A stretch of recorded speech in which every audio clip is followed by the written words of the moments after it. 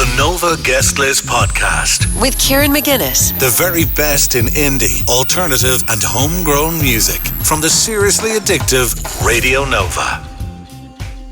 So that is Whippin' Boy on Radio Nova. And Whippin' Boy are a pretty pivotal moment in the brilliant podcast To Hear Knows When, a podcast all about Irish albums, iconic Irish albums, which is run by a man called Paul McDermott, who we're going to be chatting to in a second. But it's basically a music podcast about legendary Irish albums, and each episode is kind of lovingly crafted and researched, and it's a deep dive into an Irish LP with someone involved in the album. Some very well known albums like Whippin' Boy there, like Sack, maybe like The Stunning, things like that, and some more obscure albums like The Shanks or Stump, or the most recent episode 9 Wassies from Banya. It's brilliant stuff. It's such a pleasurable listen. I feel like Paul is a friend of yours telling you the story, you know. And the man behind it, Paul McDermott, journalist and broadcaster, is on the line with us now. How are you doing, Paul?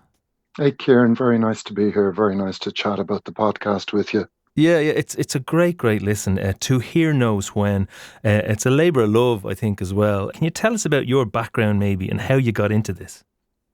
I've been kind of involved on the sidelines for decades with pop culture, Kieran, be it from broadcasting on community radio, writing for various fanzines in my youth, and then up into kind of journalism. The day job is in Rathmines College. That's a lecturer in teaching on various media courses, but I've always kind of kept involved in what's going on in Irish music. And I suppose, you know, that dreaded word, the pandemic, it ultimately was a pandemic project where I suppose I wasn't interviewing bands for my own radio show on Dublin City FM, and I said, you know what I'll do? I'll start a podcast. It really came from students in Rathmines asking me to kind of show them how to make a podcast. And I said, well, the easiest thing to do here would be for me to make my own one. And that's really where it came from, you know, and it kind of coincided with Whippin' Boy that you just played there. Whippin' Boy reissued Heartworm. So I just contacted Paul Page and said, Paul, would you be on for doing the first episode with me? So it just coincided with the reissue. I thought that would be a good one to kind of kick it all off, you know? Yeah, so I mean, what for you, what qualifies an album as being iconic or remarkable enough to do a sort of a deep dive program on? Well, it's purely subjective, Kieran, okay? And what I did was, round about the time I started this, there had been another couple of newspaper polls claiming to be, you know, the greatest list of albums, the greatest list of Irish albums. And like a lot of people, when you read those polls, you kind of go, okay, this is great. Lots of records I mightn't have heard before, but kind of where are all my favorites? Why have they all suddenly been kind of forgotten about? And I suppose one of the things I'm really conscious of is, particularly in the last 10 years, pop culture seems to be moving ahead so quickly. You know this yourself, Kieran, from the amount of Irish music you're being sent for the program. So you're being sent all these new tracks every single week. So we really quickly forget about stuff that was just released maybe 2 or 3 years ago, not to mind records that were released maybe when we were kids. So I suppose that's what happened. And again, what has happened in the last couple of years is a lot of people, I suppose, reach their kind of you know, kids are grown up and move away from home, that kind of thing. And all these people who were in bands in the 80s and 90s, they also start looking back at kind of what they did when they were, you know, their misspent youths. And we've had an awful lot of reissues coming out in the last couple of years as well. So I really just wanted to kind of, firstly, I suppose, focus on records that I grew up with, that meant something to me, that I felt should belong on these lists of the 50 greatest Irish records, so on and so forth. But it's all very subjective, Kieran. The one thing I did say to myself from day one, though, was that I wasn't going to spend any time on an episode of this podcast if it wasn't a record I myself personally really liked. It's been interesting to be contacted by lots of PR people saying, would you consider XYZ? And you're going, actually, listen, you're missing the point of this. You know, I'm not here to like shill for any PR company and do episodes, you know, just because so-and-so is releasing an album. It's very much a personal project, Kieran. Oh no, and I love the fact that there's names on the list that I have never heard. Now, like, you know, some of the bands would be before my time, but a lot of the kind of acts you'd kind of hear in passing, or you'd know something.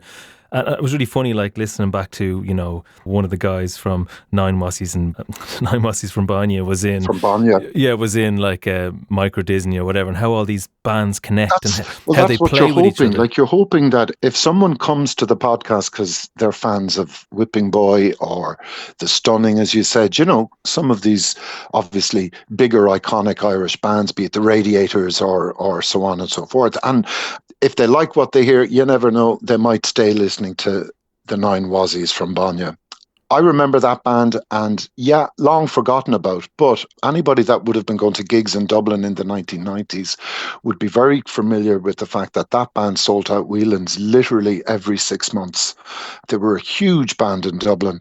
Never sold that many records, but hopefully by casting a light back on the record, you know, hopefully people will go back and rediscover. It's definitely a great record. Yeah, but you know, so I've been making records for 15 years, and the kind of what you want to believe that there are people who care, you know.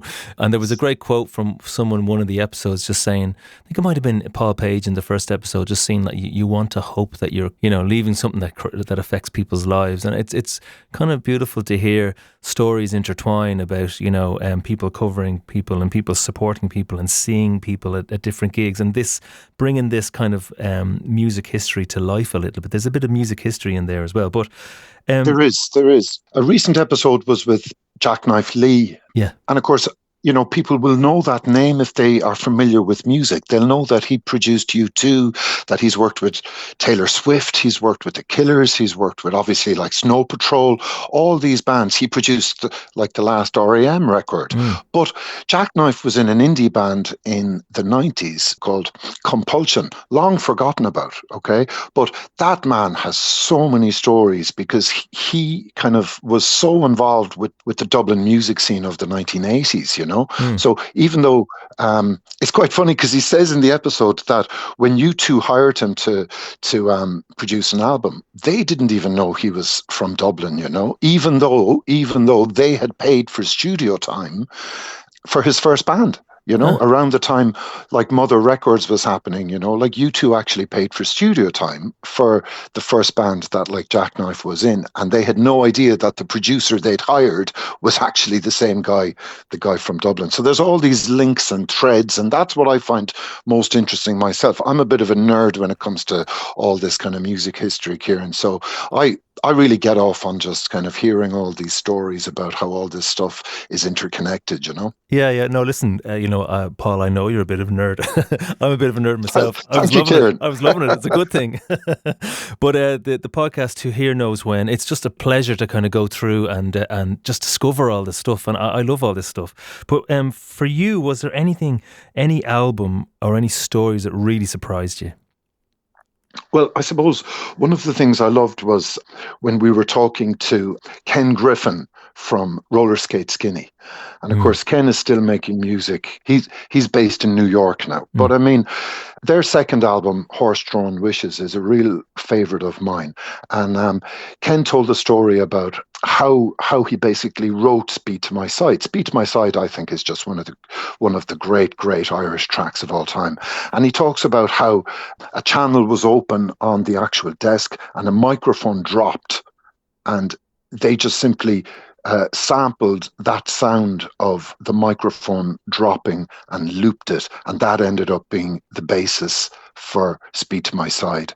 And it's kind of extraordinary how these complete accidents can happen in a studio, and then we're left with something as magnificent as Speed to My Side, you know? Yeah, absolutely perfect. Well, why don't we play Speed to My Side right now? Paul McDermott, To Hear Knows When is the podcast. You can find it on all your podcast places. It's also on paulmcdermott.ie. Go and check that out. Paul, it's been a pleasure to chat to you, and congratulations on the podcast. Kieran, thanks for having me on.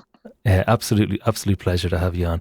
Brilliant podcast, To Hear Knows When. Let's play this. This is from the 16th episode, Horse Drawn Wishes by Roller Skate Skinny. This is Radio Nova. The Nova Guest List Podcast with Kieran McGuinness. The very best in indie, alternative and homegrown music from the seriously addictive Radio Nova.